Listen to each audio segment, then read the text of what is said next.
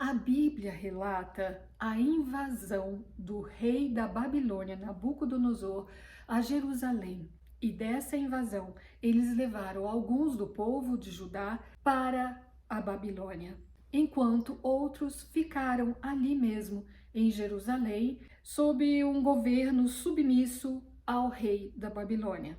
Essa invasão do rei da Babilônia sobre Jerusalém se desdobrou em 3 episódios distintos. A primeira invasão nós conhecemos que foi registrado por volta de 605 a.C., quando tem a história de Daniel, seus companheiros, não é? Que foram levados entre os jovens cativos à Babilônia.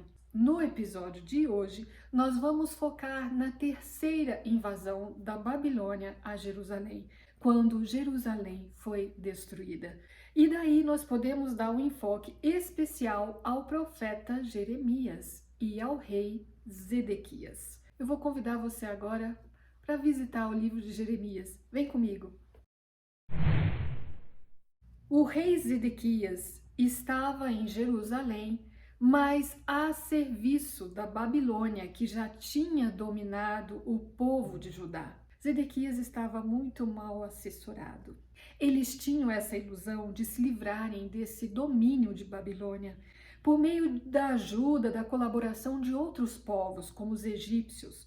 Eles estavam colocando a sua esperança em alguma outra nação que pudesse ajudá-los a recuperar o seu reino. O problema, meus queridos, é que eles estavam ignorando as profecias. A profecia dizia o quê? Que o povo de Judá ficaria cativo durante 70 anos. E depois desse tempo, Deus iria libertá-los.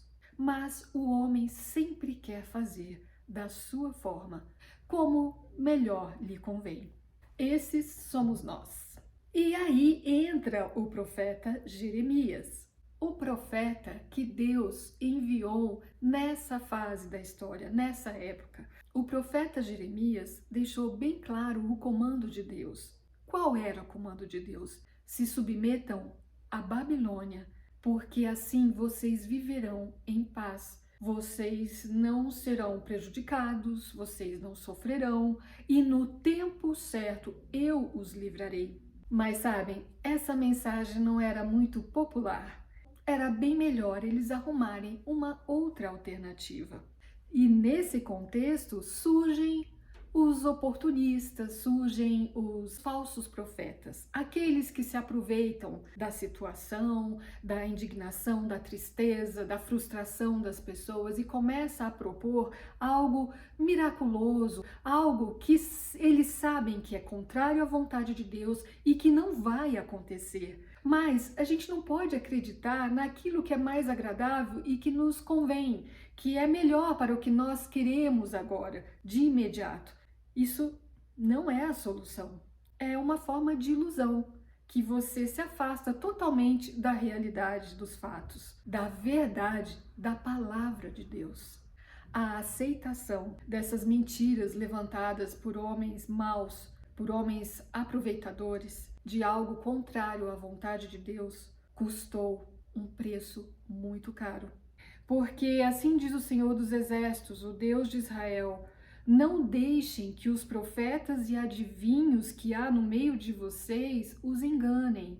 Existem vozes que nos enganam a todo tempo. E aqui Jeremias está falando, está fazendo um apelo: não vos enganem com essas vozes. O que Deus nos mostra que seja o certo a fazer. Quais são os seus princípios? As misericórdias de Deus eram muitas para aquele povo sofrido. E ele deixa claro: olha, se submetam para vocês terem uma vida melhor, para não haver destruição, morte, guerras. Veja bem, construam casas e habitem nelas. Plantem jardins e comam de seus frutos. Casem-se e tenham filhos e filhas. Escolham mulheres para casar-se com seus filhos e deem as suas filhas em casamento, para que também tenham filhos e filhas. Multipliquem-se e não diminuam. Busquem a prosperidade da cidade para a qual eu os deportei. E orem ao Senhor em favor dela, porque a prosperidade de vocês depende da prosperidade dela. Deus pede para que o seu povo viva bem nesse cativeiro, para onde eles foram levados. Que eles se casem, deem seus filhos em casamento, sejam prósperos, né? Trabalhem, conquistem, ou seja, vivam bem, vivam em paz. Por mais que você esteja nesse cativeiro, procure viver feliz, procure viver em paz. Esse era o desejo de Deus para o seu povo, mas o seu povo não ouviu. Em outra versão, eu tenho aqui: e procurai a paz da cidade, para onde vos fiz transportar, e orai por ela ao Senhor, porque na sua paz vós tereis paz. E essa realidade não é tão diferente da nossa, né? Em todos os tempos, homens entram em rebelião contra a vontade de Deus e fazem uma confusão entre o povo de Deus e olham o pecado como coisa de pouca importância. O rei Zedequias, como nos conta a história, não ouviu o profeta Jeremias e seguiu os conselhos mais agradáveis a ele, e seguiu os seus príncipes, os seus conselheiros, para não desagradá-los, entende? É muito difícil a gente se posicionar diante de alguma pressão ou de algum grupo, não é? Ele deveria seguir os conselhos de Deus para com ele. Ele sabia disso, mas ele não teve forças. Ele sucumbiu ao apelo do seu grupo. Ninguém identificava mais o que era o certo, o que era o errado. Mas o profeta pacientemente, novamente avisa ele: rei Zedequias, se você se submeter à Babilônia, você vai viver, a sua família vai viver, tudo correrá bem. Então Jeremias novamente, ele apela, a Bíblia diz que ele apela ao rei, ele fala: por favor, rei, por sua vida, pela vida da sua família. É um sentimento de impotência. Você vê que o mal está ali, você vê que a pessoa vai sucumbir, é morte certa. Você vê que vai ser um desastre, né? Mas o ser humano é teimoso. Zedequias, mesmo sabendo disso, ele insistiu no erro. Assim diz o Senhor: aquele que permanecer nesta cidade morrerá pela espada, pela fome e pela peste. Mas aquele que se render aos babilônios viverá, escapará com vida e sobreviverá. Você quer saber o final que deu essa rebelião do rei Zedequias e o povo? O rei Zedequias viu toda a sua família morrer na sua frente. Depois os seus olhos foram vazados.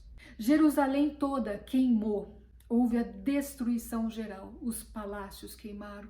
Derrubaram os muros de Jerusalém.